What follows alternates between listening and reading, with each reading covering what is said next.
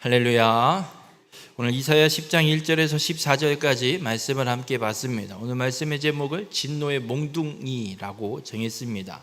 오늘 읽은 본문의 말씀은 앞에 9장에서 하나님이 북이스라엘이 그리고 유다가 경건하지 않음으로 인해서 하나님의 죄의 심판을 받게 될 것을 선언하셨고, 오늘 읽은 본문 10장 1절부터 4절에 또 하나의 죄, 불의를 행하는 죄를 짓고 있어서 그 죄를 하나님이 심판하실 것을 분명하게 선언하고 있습니다. 그러면서 그 심판을 행하실 때에, 북이스라엘에게 심판을 행하실 때 사용하는 도구가 아수르라는 제국, 그래서 이 아수르를 하나님의 몽둥이, 하나님의 진노의 막대기로 삼아서 이 북이스라엘을 심판하시겠다라고 선언을 하고 있습니다. 그런데 이 아수르를 하나님이 도구로 사용하시는데, 아수르에 대한 심판 선언도 오늘 본문에 함께 기록되고 있습니다. 심판을 받게 된 이유가 있습니다. 하나님께 쓰임받음에도, 하나님의 도구로 사용됨에도 불구하고 심판을 받을 수밖에 없는 이유의 말씀을 오늘 본문을 통해서 깨닫고, 바라기는 우리 모든 성도님들의 삶은 하나님 앞에 온전히 쓰임받고 하나님의 한량없는 축복과 은혜를 온전히 누리며 살아가는 그런 축복의 삶이 되시길 주님의 이름으로 축원합니다. 오늘 이 이스라엘이 하나님 앞에 경건하지 않은 죄가 있었는데 또 어떤 죄를 지킬래 하나님께서 이스라엘을 이렇게 심판하시겠다라고 말씀하시는가? 오늘 본문 1절에 이런 말을 합니다. 불의한 법령을 만들며 불의한 말을 기록하며. 여러분, 불의한 법을 만들고 있다라고 말씀하고 있습니다. 불의한 법을 만들고 있다는 얘기는 불의하지 않은 법이 있다는 얘기죠. 그러니까 정의로운 법이 있다는 얘기죠. 정의로운 법이 있음에도 불구하고 불의한 법을 만드는 이유가 뭐냐면 2절에 이런 말씀을 합니다. 가난한 자를 불공평하게 판결하여 가난한 내 백성의 권리를 박탈하며 과부에게 토색하고 고아의 것을 약탈하는 자는 화 있을진저. 하나님, 이 참된 법, 정의로운 법이 있습니다. 이 정의로운 법은 어떤 법이냐? 하나님의 말씀, 지금 이 구약 시대이기 때문에 토라, 모세 오경이 하나님이 주신 참된 법, 정의로운 법입니다. 그런데 이스라엘 백성들이 뭘 하고 앉아 있냐면 그 정의로운 법대로 행하지 않고 불의한 법을 만들어서 그 불의한 법을 집행하고 있답니다. 근데 이 불의한으로 번역되고 있는 히브리어가 갖고 있는 뜻 중에 하나가 또 무슨 뜻을 함께 갖고 있냐면 거짓된, 거짓말이라는 의미를 갖고 있습니다. 그러니까 이거 불의한 법령이라는 얘기는 거짓된 법령, 거짓된 법을 만들고 있다는 얘기입니다. 하나님의 말씀에 주신 참된 법은 뭐냐? 가난한 자, 가부와 고아와 나그네를 긍휼히 여기라라고 분명히 하나님의 율법을 통해서 주셨습니다. 가난한 자들에게는 도와줘야 되고 그 고아와 과부들, 나그네들을 홀대하면 안 되는 것이 유대인들 이스라엘에게 주신 하나님의 말씀이고 법입니다. 그런데 왜 불의한 법을 만드느냐? 2절에 이야기하고 있는 것처럼 불공평한 판결을 하려고. 어떤 불공평한 판결을 하냐? 가난한 내 백성의 권리를 박탈하기 위해서. 가난해서 있는 것도 없는데, 그 갖고 뭐 있는 것도 별로 없는데 그것마저도 다 빼앗아서 가져가기 위해서 불의한 법을 만들어서 재판을 굽게 판결하고 있다라고 이야기를 하고 있습니다. 여러분, 지금 이스라엘이 행하고 있는 경건하지 않은 죄 외에 또 하나의 죄가 뭐냐면 이 거짓된 법령, 불의한 죄를 행하고 있습니다. 하나님의 말씀대로 순종하고 그 말씀을 지켜 행해야 하는데 전혀 상관없이 나의 욕심을 채우기 위해서 가난한 과부와 고아를 돌봐야 되는데 오히려 그들의 것을 더 빼앗아서 내 배를 채우기 위해서 불의한 법령을 만들고 있는 게 이들의 죄입니다. 여러분, 왜 이런 죄를 지켜야 되느냐? 하나님을 경외하지 않기 때문에 그렇습니다. 하나님의 말씀이 두렵지 않기 때문에. 아니, 하나님의 말씀이 뭔데 그까짓 거 뭐 어쩌라고 무시하고 내 입속 차리기 위해서, 내 욕심을 챙기기 위해서, 내가 더 많은 걸 찾고 구하기 위해서, 채우기 위해서 다 잘못된, 거짓된 법을 만들어서 다른 사람들을 괴롭히고 있다는 겁니다. 이런 자들에게 어떤 일이 일어나느냐? 화가 있다라고 성경은 분명하게 기록하고 있습니다. 오늘 본문에 화 있을진저가 2절 저 끝에 번역되어 있지만 히브리어는 맨 앞에 기록되어 있습니다. 화 있을진저. 선포해놓고 화가 있다라고 선포해놓고 어떤 자에게 화가 있는지를 성경은 말씀하고 있는 겁니다. 우리 모든 성도님들, 하나님의 말씀을 무시하고 거짓된 법령을 만들어서 가난한 자의 이웃의 것을 탐하고 빼앗는 자에겐 화가 있게 됨을 잊지 마시길 바랍니다. 그러면서 3절에 하나님이 어떤 말씀을 하시냐면 벌하시는 날과 멀리서 오는 환난할 때에 너희가 어떻게 하려느냐, 누구에게로 도망하여 도움을 구하겠으며 너희의 영화를 어느 곳에 두려느냐라고 묻습니다. 벌하시는 날은 하나님이 이스라엘이 죄를 지었기 때문에 이들을 심판하시겠다고 분명히 선언하셨습니다. 그래서 벌하시는 날은 하나님이 심판하시는 날입니다. 그래서 하나님이 심판하시는 날은 어떻게 우리가 이해하고 경험이 되게 되냐면 하나님께서 이 세상 역사에 개입하시는 날이 하나님이 심판하시는 날임을 잊지 마시길 바랍니다. 그럼 북이스라엘을 심판하시는 날, 하나님이 벌하시는 날은 어떻게 개입하시느냐? 하나님이 아수르의 손을 들어 북이스라엘을 치겠다라고 분명히 말씀하셨습니다. 멸망시키겠다고 말씀하셨습니다. 그러면 하나님이 벌하시는 건 아수르가 부강해져서 북이스라엘을 공격하고 침략하고 멸망시키는 게 하나님이 이 역사를 개입하고 계신 하나님이 심판의 날이 되고 있음을 보여주고 있는 겁니다. 놀랍게도 세계 역사가 하나님이 말씀하신 대로 이루어졌습니다. 그렇다면 아수르라는 제국이 일어나고 세계사에서는 아시리아로 표현을 하고 있는데 이 제국이 일어나고 중동 지역을 평정하고 팔레스타인 지역까지 정복하게 된 이 모든 역사는 아수르라는 제국이 권세를 얻고 힘을 얻어서가 아니라 하나님이 이 세계사 역사에 개입하셔서 역사들을 펼쳐가셨기에 이런 일들이 일어난 겁니다. 그리고 멀리서 오는 환난의 때 아수르가 북이스라엘을 치기 위해 오는 것을 말씀하고 있습니다. 아수르 제국이 중동 지역을 먼저 정복하고 아프리카 대륙을 정복하기 위해 팔레스타인 지역을 교두보로 이제 아프리카 대륙을 정복하기 위한 관문으로 삼고 그것을 정복하러 오는 이 역사, 이것을 표현하는 것이 멀리서 오는 환난의 때로 표현하고 있습니다. 그렇게 하나님이 심판을 하기 시작하실 때, 그래서 이 환난과 하나님의 벌이 징계가 내려질 때 너희들은 어떻게 할 거냐라고 하나님이 묻습니다. 누구를 의지할래? 누구에게 도망갈 거냐? 누구에게 도움을 구할 거냐? 너희의 영화를 어디다 둘 거냐? 이 영화라고 번역되어 있는 말은 가치라고 보시면 됩니다. 너희의 가치를 어디에다 둘 것이냐? 지금 이스라엘이 행하고 있는 불의한 죄가 뭐냐면 불의한 법령을 만들어서 뭐 가진 것도 없는 가난한 자, 고아와 과부의 것들, 그 정말 쌀 몇 톨 남지도 않는 것까지 박박 긁어서 내 배를 채우기, 내 곳간을 채우기 위해 거짓된 법령을 만들어서 빼앗고 있는, 지금 이스라엘의 가치는 재물과 돈에 있다는 겁니다. 그래서 하나님이 묻는 거예요. 내가 심판하러 오면 너 어떻게 하려고 그러냐? 어디에 도움을 두고 어디에 가치를 두고 있는 거냐 너? 내가 심판하는 날 다 사라질 건데 어떻게 하려고 그러냐? 누구에게 도움을 구하려고 하냐? 하나님이 묻고 찾아오신다는 겁니다. 여러분, 이게 우리의 삶에도 동일하게 역사되는 말씀임을 믿으시길 바랍니다. 우리가 하나님의 말씀을 듣고도 믿지 못하고 깨닫지 못하고 끊임없이 내 욕심을 따라서 내 욕심을 채우기 위해서 하나님의 말씀과 상관없는 내 기준과 내 생각대로 행하면서 살아가면 하나님이 반드시 심판하러 벌하시는 날이 있습니다. 그때 물으실 겁니다. 너 내가 치면 누구한테 도움을 구할 거냐?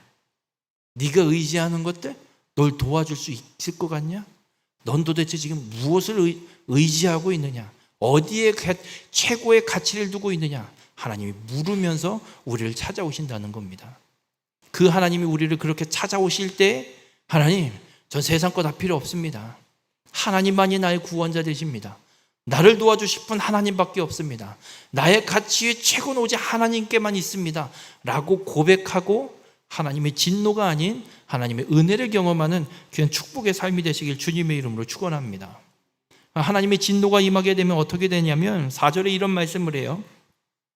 포로된 자 아래에 굽으리며 죽임을 당한 자 아래에 엎드러질 따름이니. 여러분, 그냥 다 죽어 없어진다는 얘기예요. 아수르가 공격해 오면 전쟁 중에 죽는 사람이 태반일 것이고 살았어도 포로로 끌려갈 거예요. 그러니까 포로된 자 아래 굽풀이고 죽임을 당한 자 아래 엎드러질 따르면 남는 게 없어요. 포로로 끌려가고 죽인 자들 가운데 굽풀어진다는 얘기, 같이 죽는다는 얘기죠. 뭐 남아 있을 수가 없대요. 그럴지라도 여호와의 진노가 돌아서지 않는답니다. 여호와의 징계의 손이 걷어들이지 않는답니다. 지금 북이스라엘에게 하나님의 심판이 임하면 여지가 없는 거예요. 하나님의 심판이 시작되면 피할 길도 없고 멈춰질 어떤 여지도 없고 하나님이 참다 기다리다 결국에는 심판하시는 거기 때문에 하나님이 벌하시면 이제 그냥 끝이란 얘기예요. 하나님이 이 말씀을 하고 있어요. 근데 하나님이 왜 이렇게 말씀을 하실까? 아직 이사야 시대거든요. 하나님이 이렇게 말씀하시는 이유가 있습니다. 이 말씀을 듣고 제발 깨닫고 돌이키길 원하기 때문에 하나님은 이 말씀하시는 거예요.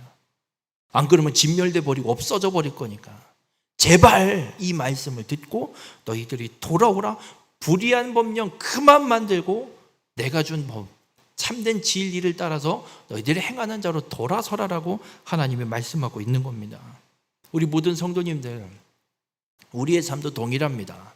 우리가 불의를 행하면, 하나님의 말씀을 무시하고 불의를 행하면, 거짓을 행하면 여호와의 진노가 임할 수밖에 없습니다. 그 하나님의 진노가 임하기 시작하면 걷어질 수가 없습니다. 진멸입니다. 끝입니다. 바라기는 우리 모든 성도님들의 삶은 불의를 행하는 자가 되지 마시길 바랍니다. 하나님의 말씀이 참된 진리임을 믿고 진리를 따라 행하는, 정의를 행하며 살아가는 우리 모든 성도님들이 되시기를 주님의 이름으로 축원합니다. 그리고 이제 5절부터는 하나님이 이 북이스라엘을 심판하기 위해 사용하는 도구에 대한, 아수르에 대한 말씀을 하기 시작합니다. 5절에 아수르 사람은 화 있을진저 그는 내 진노의 막대기요 그 손의 몽둥이는 내 분노라.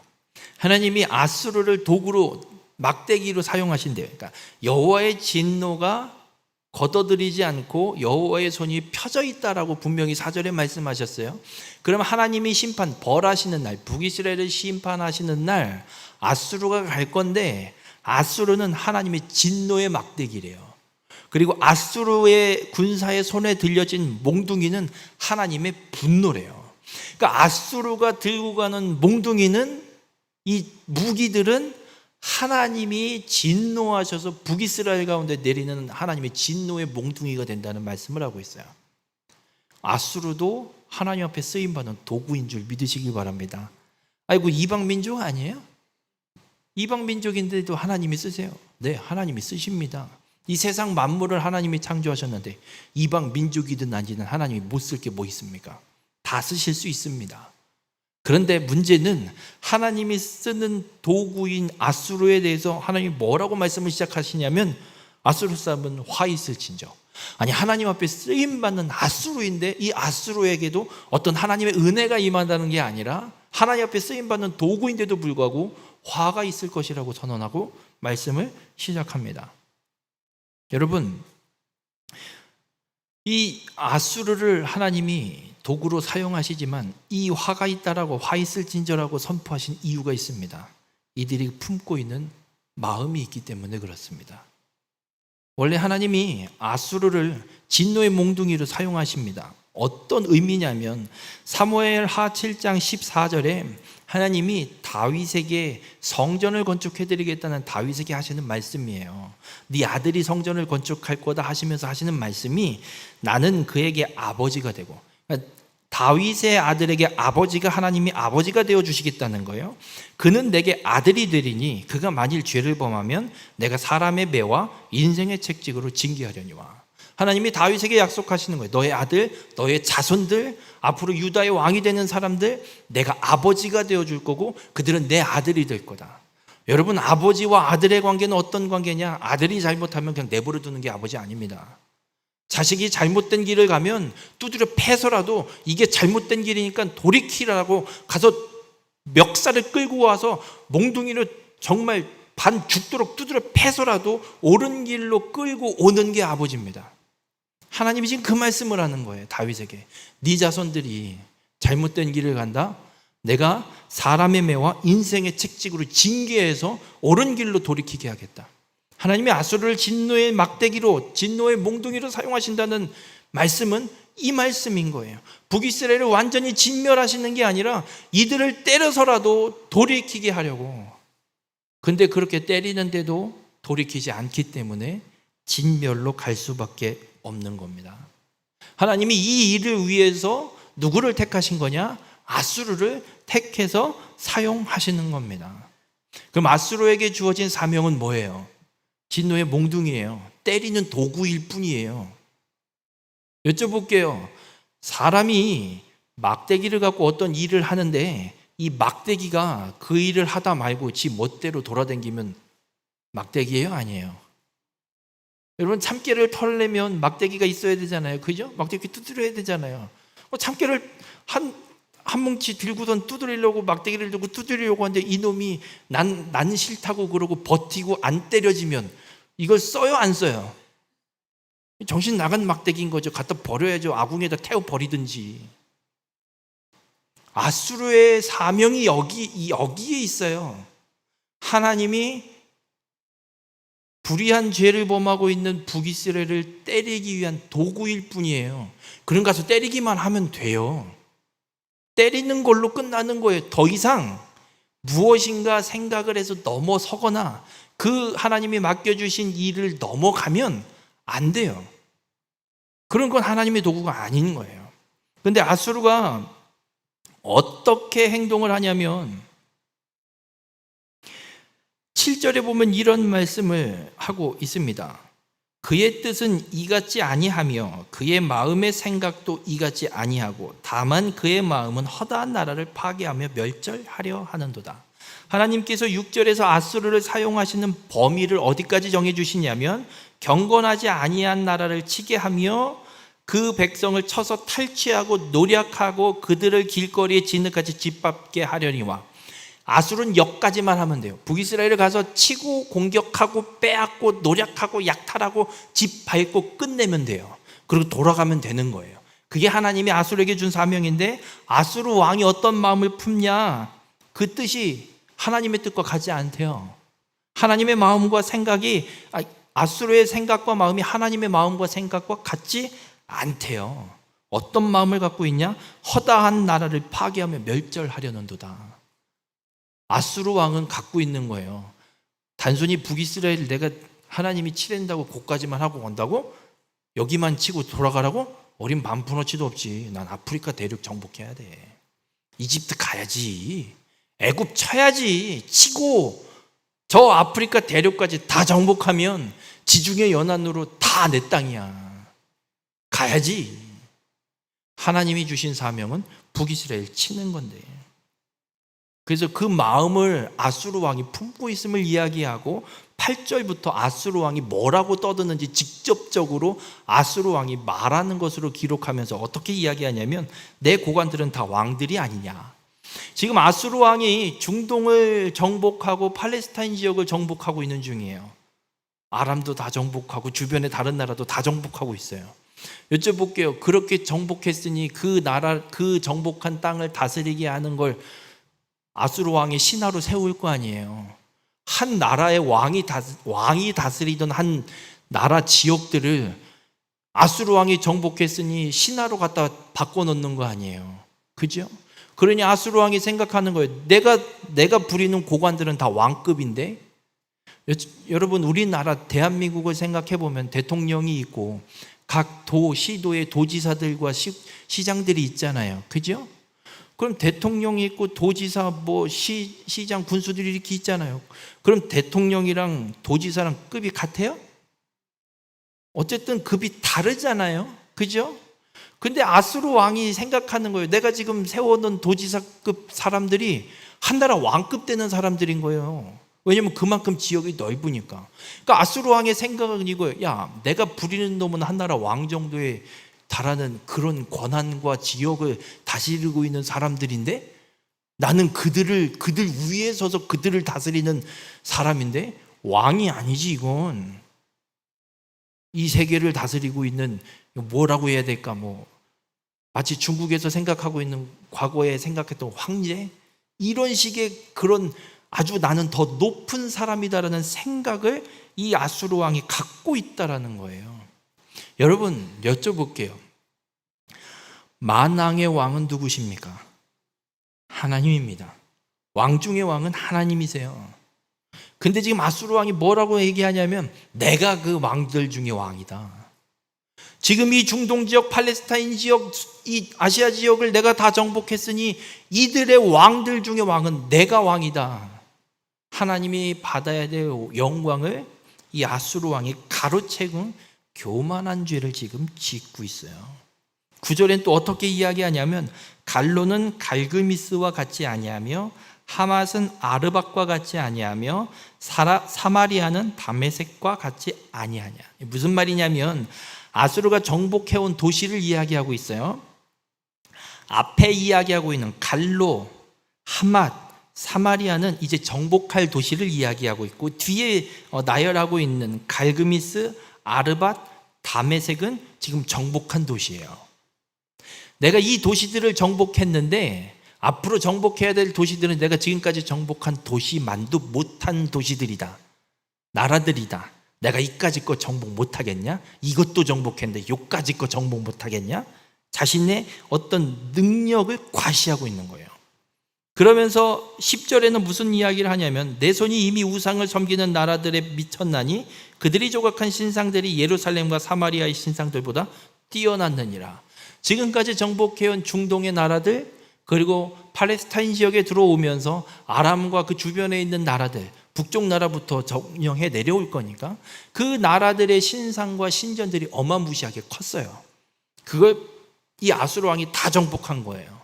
근데 사마리아와 예루살렘의 신전은 보니까 지금까지 정복해 온 나라들의 신전과 비교해 보면 아유 별거 크지도 않네. 그 당시에는 나라를 어떻게 왕을 어떻게 인식을 하냐면 신으로 인식을 해요. 그래서 나라 대 나라의 전쟁은 신과 신의 전쟁으로 봐요. 그래서 승리한 나라의 신이 이기고 패배한 나라의 신이 패배한 거여서 그 패배한 신은 사라지고 승리한 신이 그 나라를 정복하는 형태의 모습으로 전쟁들이 이루어지고 있거든요. 그러니까 지금 아수르 왕이 그 얘기하는 거예요. 내가 지금까지 정복한 나라의 신들이 예루살렘과 사마리아, 북이스라엘과 유다의 신전보다 훨씬 크고 훨씬 셌다. 그것들을 내가 정복했는데 사마리아와 유다의 신 이까짓 거 내가 정복 못할 줄 아냐? 지금 아수르 왕이 무슨 이야기를 하고 있냐면 내가 지금까지 정복한 나라들을 봐라. 이런 거 다 정복했는데 야, 북이스라엘도 충분히 내가 정복할 거고 북이스라엘 정복한 뒤에 이제 유다 남잖아요. 유다 이까짓 거. 북이스라엘과 유다를 비교해 보면 영토도 그렇고 국민 수도 그렇고 비교가 안 됩니다. 북이스라엘이 훨씬 큽니다. 왜냐하면 북이스라엘은 10지파고 유다는 2지파예요. 유다 지파는 유다와 베냐민인데 베냐민 지파도 과거 사건이 하나가 있어서 거의 다 초토화되고 400명 남아갖고 그거 갖고 어느 정도 이제 다시 성장하기 시작하기 때문에 인구수 자체가 별로 없어요. 그러니 인구수만 비교해도 10지파와 2지파 비교가 안 되죠. 그러니까 아수르 왕은 생각하는 거예요. 북이스라엘도 정복하는데 내가 유다 하나 정복 못할까? 그래서 11절에 이렇게 아수르 왕이 선포합니다. 내가 사마리아와 그의 우상들에게 행함같이 예루살렘과 그의 우상들에게 행하지 못하겠느냐. 사마리아를 정복하거든요. 북이스라엘을 정복합니다. 그리고 나서 이 아수르 왕이 무슨 생각을 하냐면 하나님이 주신 사명은 북이스라엘 쳤으면 돌아가는 거예요. 가야죠. 그게 진노의 하나님의 몽둥이의 역할이었습니다. 근데 무슨 생각을 하냐? 저 조그만 유다까지 내가 먹고 저 아프리카 대륙을 향해 애굽을 향해 내가 전진하리라. 저까지 거 내가 못 이길 줄 아냐? 충분히 이긴다. 사마리아도 정복했는데 유다 저거 예루살렘? 어린 반푼어치도 없지. 한순간에 정복하리라. 이 생각을 갖고 정복 전쟁을 아수르 왕이 계속해 나가는 겁니다. 여러분, 하나님이 아수르는 진노의 몽둥이로 막대기로 하나님의 도구로 쓰임받는 것이 최선입니다. 거기까지만 하면 됩니다. 그런데 이 아수르 왕은 어떤 생각을 갖고 있냐? 유다까지 정복할 생각을 갖고 있습니다. 그런데 여러분, 지금 구약 시대에 유다를 정복한다, 예루살렘을 정복한다, 유다의 왕을 바꾼다라는 것이 어떤 의미냐면 하나님께서 계획하신 구속사를 막겠다라는 겁니다. 왜 이게 하나님의 구속사냐면 하나님이 창세기 3장 15절에 분명히 약속하셨습니다. 여자의 후손을 보내 사단의 권세 멸하시겠다라고 약속하셨습니다. 그럼 여자의 후손을 누구를 통해서 시작하시냐면 아브라함을 불러서 하나님이 아브라함으로 큰 민족을 이루고 너로 말미암아 땅의 모든 족속이 복을 얻게 하시겠다라고 말씀하셨습니다. 그러니까 아브라함의 후손으로 메시아 구원자를 보내 여자의 후손을 보내셔서 구원을 이루시는 것이 하나님의 구속사입니다. 그러면 아브라함의 자손들을 보니 12지파가 형성이 되는데 그 12지파 중에 어느 지파를 통해서 그럼 메시아를 보내느냐? 창세기 49장에서 하나님이 분명하게 야곱을 통해 12아들의 유언의 예언의 말씀을 하십니다. 그때 통치자의 규가 통치자의 이 왕권이 유다에게서 떠나지 않게 하시겠다고 하십니다. 언제까지? 실로가 오시기까지. 이 실로가 바로 예수 그리스도 구원자를 말씀하고 있습니다. 그러니까 구원자가 오기까지 유다에게서 왕위가 왕권이 떠나지 않게 하시겠다라고 하나님이 분명히 약속하셨습니다. 그럼 지금 왕위가 유다의 왕위가 다윗으로부터 시작해서 이어지고 있는 상황입니다. 하나님께서 이 나라를 멸망시키지 않는 한, 하나님이 이 나라 유다라는 나라를 존치시켜 놓는 한 유다의 왕을 치고 이 나라를 멸망시키겠다라고 생각을 갖는 자는 하나님의 구속 계획을 방해하고 막겠다라는 것을 갖고 있는 겁니다. 물론 아수르는 하나님의 구속 계획을 모릅니다. 당연히 알 턱이 없죠. 그러니 그냥 자기 욕심대로 하는 거죠. 근데 자기 욕심대로 하는 것이 아니라 마귀가 뒤에서 생각을 집어 넣은 겁니다. 너는 가서 애굽 땅을 정복하고 아프리카를 정복해야 될 큰 인물이 돼야 될 사람이야. 그게 무슨 생각, 무슨 의미를 갖고 있는지도 모르고 그냥 해 나가는 겁니다. 하지만 하나님은 우리에게 분명하게 말씀하고 있습니다. 이것이 하나님의 구속사를 대적하는 것, 하나님의 구속사를 막는 일, 하나님의 구속사를 방해하는 일, 마귀의 수하에 종로로 타는 것임을 성경은 우리에게 분명하게 말씀하고 있습니다. 그래서 아수르에 대해 하나님이 말씀하시는 겁니다. 아수르 사람은 화 있을진저. 하나님의 도구로 쓰고 깔끔하게 빠졌다면 이 나라의 역사가, 세계사의 역사가 또 어떻게 바뀌었을지 모릅니다. 그렇게 하지 않기에 결국엔 하나님의 진노의 심판이 임해서 아수르조차 멸망하게 되는 역사가 펼쳐지는 겁니다. 우리 모든 성도님들 그렇습니다. 우리에게도 하나님이 우리를 부르신 자리가 있습니다. 여러분 한 사람 한 사람을 하나님이 세워놓으신 각자의 자리가 있습니다. 특별히 교회는 한 몸으로 비유됩니다. 그리스도를 머리로 하고 있고 성도가 각각의 지체를 이루고 있는 한 몸으로 하나님이 분명하게 말씀하고 있습니다. 그렇다면 우리 각각 한 사람 한 사람이 하나님께서 교회를 온전히 이루기 위해 불러 세워놓으신 역할과 위치가 있습니다. 우리가 감당해야 될 건 그 역할과 그 위치, 하나님이 불러 세워주신 그 자리에 해야 할 일들을 온전히 행하는 것이 우리가 감당해야 될 일입니다.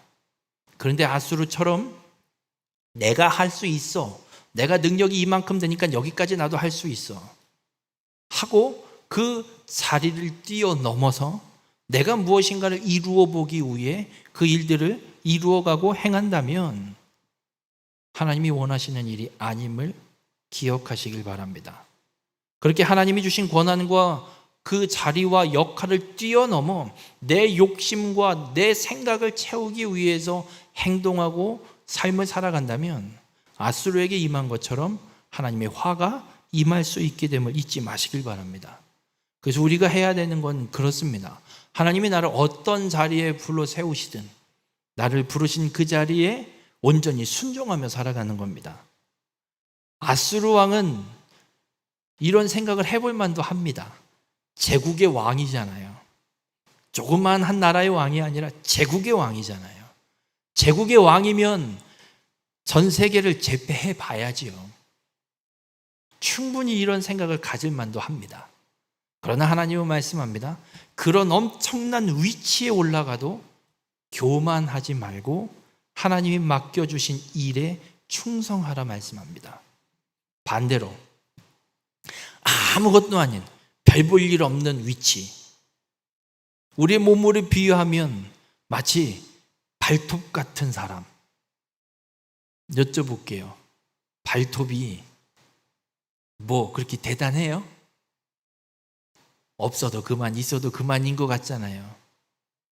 별 볼 일 없어 보이잖아요. 근데 발톱이 없으면 얼마나 불편한 줄 아세요? 못 걸어요. 못 걸어요. 엄지발톱 빠져보세요. 못 걸어요. 없으면 안 되는 자리이긴 해요. 그런데 엄지발톱이 뭘 대단히 하는 것 같진 않아요. 하나님이 우리를 부르신 자리가 그런 자리일 수도 있어요. 제국의 왕과 같은 그런 휘황찬란한 정말 위대한 자리가 아니고 정말 엄지발톱같이 별 볼 일 없는, 새끼발톱처럼 별 볼 일 없는 그런 자리로 하나님이 나를 불러 세우셨을지라도 그곳이 하나님이 나를 부르신 자리라면 하나님의 부르심대로 내게 주어진 역할을 최선을 다하면서 살아가는 것, 이것이 하나님을 경외하는 것이고 정의를 행하는 삶임을 주님은 우리에게 분명하게 말씀하고 있습니다. 우리 모든 성도님들, 우리가 가장 먼저 해야 될 것이 그렇습니다. 교만을 버리고 하나님이 부르신 그 자리에서 내게 맡겨주신 사명을 온전히 감당하며 살아가는 겁니다. 우리 모든 성도님들이 어떤 자리에 부르심을 받더라도 어떤 위치에 놓이게 되더라도 교만을 행하지 마시고 불의를 행하지 마시고 주의 말씀을 따라 겸손히 하나님을 경외하고 주의 말씀을 따라 공의와 정의를 행하며 살아가는, 그렇게 하나님의 사명을 감당하며 살아가는 우리 모든 성도님들이 되시기를 주님의 이름으로 축원합니다.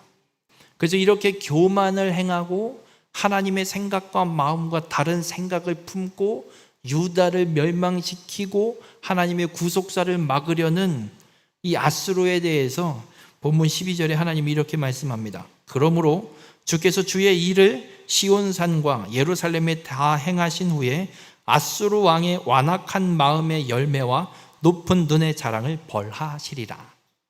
하나님의 아수르를 심판하실 때, 벌하실 때, 아수르가 교만해서 하나님의 진노의 몽둥이로 쓰는 걸로 부르신 건데 그걸 뛰어넘어 자신이 만왕의 왕인 줄 알고 하나님의 구속사를 방해하려는 이 죄를 짓는 아수르를 하나님이 심판하실 건데 그 심판의 때가 언젠지를 말씀하고 있어요.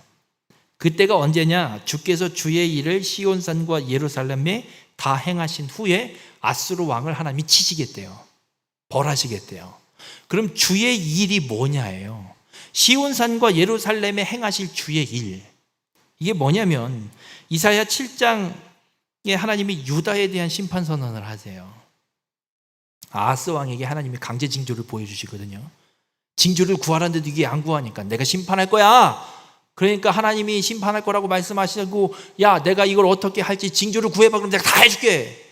근데도 아하스가 믿지도 않고 징조를 구하지도 않아요. 하나님이 강제로 징조를 줘버렸어요. 이런 일이 일어나면 내가 심판하는 때다 라고 말씀하셨어요. 그래서 하나님이 지금 이 주의 일은 어떤 일이냐? 이사야 7장 17절 그리고 20절에 말씀하고 있는 유다를 향한 심판 선언이에요. 어떤 선언이냐? 여호와께서 에브라임이 유다를 떠날 때부터 더 당하여 보지 못한 날을 너와 내 백성과 내 아버지 집에 임하게 하시리니 곧 아수르 왕이 오는 날이라. 하나님이 유다를 심판하시는데 유다도 징계하시는 거예요. 근데 아수르 왕이 올 때 경험해 보지 못한 나라를 경험하게 하겠다고 말씀하시고 계세요. 20절에는 그날에는 주께서 하수 저쪽에서 세내어온 삭도 곧 아수르 왕으로 내 백성의 머리털과 발털을 미실 것이요 수염도 깎으시리라. 하나님이 아수르 왕을 통해서 유다를 철저하게 징계하실 걸 말씀해요. 하지만 망하진 않아요. 죽기 직전까지는 가지만 망하진 않게 하시겠다고 말씀하셨어요. 그러면 아수르 왕을 하나님이 언제 징계하시느냐? 유다를 하나님이 아수르를 아수르로 유다를 치게 하십니다. 그러니까 사마리아도 정복하고 유다를 정복하러 가는데 순식간에 정복하러 가요. 단 이틀 만에. 사마리아 정복하고 유다 예루살렘 성읍 앞까지 이틀 만에 정복해 들어가요. 이런 전쟁 없습니다. 그러니 아수르 왕도 생각이 들죠. 이거 금방 정복 끝나겠는데 그것만 할 수밖에 없는 상황이 펼쳐지고 있는 거예요. 그런데 하나님이 이들을 아수르를 심판할 때는 언제냐? 그렇게 유다 예루살렘을 공격하는데 죽기 직전까지, 예루살렘에 있는 아하스 왕이 유다 백성들이 죽기 직전까지 가게 만든 다음에 그때 아수르 왕을 하나님이 심판하시리라 말씀하고 있습니다. 여러분, 놀랍게도 하나님은 이렇게 이루어내십니다. 히스기야 왕 때 아수르에 의해서 완전 포위당합니다. 근데 하룻밤 사이에 하나님이 아수르 군대를 다 물리치시고 아수르 왕이 그 패배로 인해서, 유다가 친 것도 아니거든요. 하나님이 치신 거예요. 그래서 아수르도 본국으로 돌아가고, 돌아가자마자 아수르 왕 사네립이 순식간에 죽어버립니다. 하나님이 말씀하신 이대로 이루어지는 역사예요. 여러분, 하나님의 심판이 아수르에게도 분명히 임하게 되는 걸 우리는 보게 됩니다. 한 가지 생각해 볼 건, 하나님이 지금 예언하고 계신 거거든요. 아수르에게도 심판하실 것이라는 예언을 이사야를 통해서 지금 선포하고 계세요. 그럼 그 소리가 아수르 왕에게도 들릴 거거든요. 그러면 아수르 왕은 어떻게 해야 될까요? 하나님이 그렇게 하신다고? 그럼 내가 돌이켜야 되나? 해야 되지만 당연히 그럴 리가 없겠죠. 아수르 왕이 어떤 생각을 하냐면 13절에 이런 말씀을 해요. 그의 말에 나는 내 손의 힘과 내 지혜로 이 일을 행하였나니 나는 총명한 자라 열국의 경계선을 걷어치웠고 그들의 재물을 약탈하였으며 또 용감한 자처럼 위에 거주한 자들을 낮추었으며 내 손으로 열국의 재물을 얻은 것은 새의 보금자리를 얻은 것 같고 온 세계를 얻은 것은 내버린 알을 주움 같았으나 날개를 치거나 입을 벌리거나 지저귀는 것이 하나도 없었다 하는도다. 뭔 말이냐면 이거예요. 하나님이 네가 이렇게 하고 내가 이때 심판할 거야 라고 말씀하시는데 아수르 왕이 이런, 웃기시고 있네. 내가 지금 여기까지 정복해 온 게 어떻게 정복해 온 줄 알아? 내가 능력이 있고 내가 힘이 있고 내가 전략을 잘 짰고 내가 얼마나 열심히 싸웠는데 밤낮 쉬지 않고 그래서 온 거야. 내가 얼마나 군사들 훈련을 잘 시켰냐면 나라를 정복하는데 얼마나 쉽게 재물을 얻는지를 얘기해요. 14절에 새의 보금자리를 얻은 것 같고, 그러니까 열국의 재물을 얻은 것을 새의 보금자리를 얻은 것 같고. 여러분, 새 둥지 얻는 게 쉬워요, 어려워요? 새 둥지 쉬워요. 전신주에 까치집 짓잖아요. 얼마나 쉽게 없애는 줄 알아요? 그냥 물로 쏘면 다 쏟아져 버려요. 그냥 순식간에 없애버릴 수 있어요. 그러니까 지금 얘기하는 거예요. 열국, 지금까지 중동과 서아시아 지역과 지금 팔레스타인 지역의 나라들을 정복해서 그 나라들의 재물들을 다 뺏었어. 이걸 어떻게 뺏었냐? 얻었냐? 새 보금자리 어떻지? 그렇게 쉽게 얻었다는 얘기예요. 그리고 또 이런 얘기를 해요. 내버린 알을 주움 같았으나. 여러분, 닭 풀어서 이렇게 키우면 닭이 알을 한 군데 이렇게 놔놓고 그냥 돌아다니잖아요. 그 알 계란 줍는 거 쉬워요, 어려워요? 쉽죠? 어려워요? 그거 못 줍는 게 바보 아니에요? 지금 아수르 왕이 얘기해요. 내가 지금 정복한 나라들의 재물을 줍는 거, 그 나라들을 정복하는 거 그냥 버린 알 줍는 거랑 똑같아. 내가 그 정도 능력과 힘과 권세와 이 군사들 전쟁 능력을 얼마나 갖추고 있는데 뭔데 니네 신이 나를 심판하니 많이 떠들고 앉아있냐? 라고 이야기하고 있는 거예요. 여러분, 아수르가 이렇게 교만합니다. 아수르는 하나님을 모르기 때문에, 앞에서도 기록하고 있지만 아수르는 이스라엘 예루살렘의 신을 우상으로 봐요. 그냥 하나의 신, 자기가 섬기는 신과 같이 그냥 그런 신들 중에 하나로 보고 있는 거예요. 그런데 다니엘 2장 21절에 보면 다니엘이 하나님에 대해서 이런 고백을 합니다. 그는 때와 계절을 바꾸시며 왕들을 패하시고 왕들을 세우시며. 여러분, 한 나라의 왕이 세워지는 게 누가 세우는 줄 아세요? 하나님이 세우시는 겁니다. 지금 지난 지방선거 때문에 난리잖아요. 국민의 주권 어쩌고 저쩌고 떠들잖아요. 그거 보면서 이런 소리를 웃기시고 앉아있네. 선거가 어떻게 결과가 나오든 뭐 하든 간에 그렇게까지 선거가 펼쳐질 수밖에 없는 이유는요, 그런 결과가 나오게 된 이유는 하나님이 하신 겁니다. 부정이 있든 없든 간에 부정을 이용해서라도 하나님이 그렇게 만들어 가실 수도 있습니다. 왜냐하면 하나님이 행하실 일과 뜻이 있기 때문에. 그러면 우리가 해야 되는 일이 있습니다. 왜 하나님은 이런 역사를 펼쳐가시냐예요. 이런 역사를 펼쳐가시는 이유가 무엇인지를 우리는 하나님 앞에 묻고 찾아야 된다는 겁니다. 다니엘이 고백하잖아요. 포로로 끌려온 놈이, 포로 주제에 어린 놈이 당당하게 얘기해요. 때와 계절을 바꾸시는 분 하나님, 이 시대의 모든 역사를 주관하시는 분 하나님, 한 나라의 왕을 세우기도 하고 패하기도 하시는 분 하나님, 당신네 나라가 우리를 정복하고 그 나라의 왕이 세워진 거 당신들이 하는 게 아니라, 당신들이 힘이 있어서가 아니라 하나님이 그렇게 하신 거다. 하나님이 당신들 왕 패해버리시면 순식간에 사라진다. 그 하나님만이 참된 왕이고 신이시다라고 다니엘이 선포하고 있는 겁니다. 아수르는 착각하고 있어요. 자신이 능력이 있어서 힘이 있어서 지금 이 정복 정쟁을 해온 줄 알아요. 어린 반푼어치도 없는 소리입니다. 하나님이 권세와 권능을 주지 않았으면, 하나님이 아수르를 세우지 않았으면 절대로 이런 전쟁을, 승리를 얻을 수 없는 겁니다. 우리의 삶에도 하나님은 동일하게 역사하십니다. 하나님이 모든 세상의 역사를 주관하고 계심을 믿으시길 바랍니다. 아수르가 그걸 믿는다면 이렇게 교만하면 안 되는 거예요. 근데 모르잖아요. 교만이 극에 달해버렸어요. 그래서 하나님이 이 아수르를 심판하시는 거예요. 여러분, 정치권이 싸우고 있어요? 우리가 할 건 기도예요. 가서 같이 싸울 필요는 없어요. 왜냐고요? 세우신 분도 하나님이고요, 패하시는 분도 하나님이에요. 하나님이 하실 겁니다. 그렇다면 우리가 할 건 하나님 앞에 기도하고 간구하고 찾는 거예요. 하나님 뜻이 무엇이죠? 혹여나 우리 민족이 하나님 앞에 어떤 죄를 지었길래 이런 아픔의 역사로 끌고 가시는 겁니까? 묻고 기도해야 돼요. 그리고 하나님이 깨닫게 하시는 마음이 있으면 하나님 앞에 자복하고 회개해야 될 일이지, 대항하고 싸울 일이 아니라는 겁니다. 우리 모든 성도님들, 오늘 주님은 우리에게 말씀하고 있습니다. 교만은 하나님의 진노와 심판이 임하는 것임을 분명하게 말씀하고 있습니다. 교만을 버리는 자가 되시길 주님의 이름으로 간절히 부탁을 드립니다.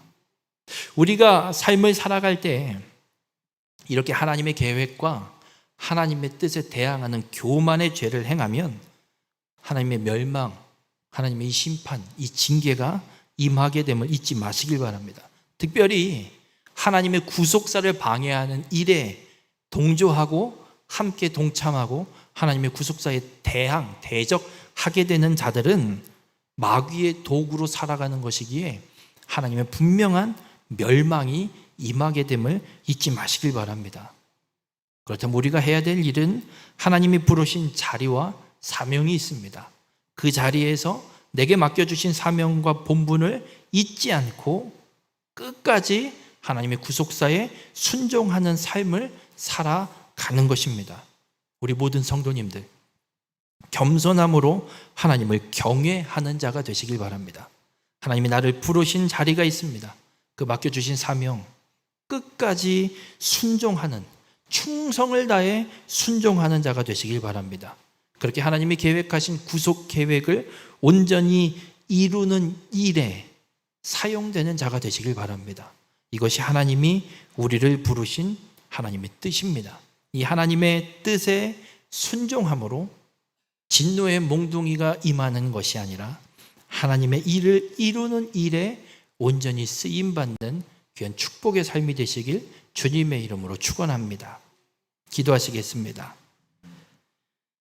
사랑과 공의의 하나님, 북이스라엘의 죄를 보며 아수르의 교만을 보며 우리의 모습을 돌아보게 하시니 감사를 드립니다. 주님을 경외하지 않을 때, 주의 말씀을 온전히 의지하지 않을 때 불의가 따라옴을 깨닫게 하여 주시니 감사를 드립니다. 우리의 삶에 알게 모르게 가난한 이웃의 것을 소홀히 여기고 또 내 욕심을 따라 행한 순간들이 있었음을 고백합니다. 우리의 절대 가치가 세상 재물에 있지 않게 하시고 오직 하나님께만 두고 살아가게 인도하여 주시옵소서. 또 우리 각자가 주님이 불러 세우신 자리가 있음을 기억하게 하시고 그 자리가 어떤 자리가 되었든 주님이 주신 사명을 넘어 욕심과 교만으로 행하지 않게 하여 주시옵소서. 만약 교만으로 행한 것이 있다면 이 시간 깨닫게 하여 주시고 자복하며 회개함으로 주님 앞에 내려놓게 하여 주시옵소서. 또 높은 자리가 주어지게 될지라도 겸손으로 한결같이 하나님을 섬기는 믿음의 삶이 되게 인도하여 주시옵소서. 어떤 상황과 환경이 펼쳐질지라도 변함없이 주님을 경외하며 겸손히 주의 말씀을 따라 정의를 행하게 인도하여 주시옵소서. 주님이 세워주신 삶의 자리에서 그렇게 하나님의 구속 계획을 이루는 일에 순종하게 하시고 주님의 뜻대로 온전히 쓰임받는 축복의 삶이 될 수 있도록 주님 우리 가운데 함께하여 주시옵소서. 이 모든 말씀 예수님의 이름으로 기도드렸습니다. 아멘.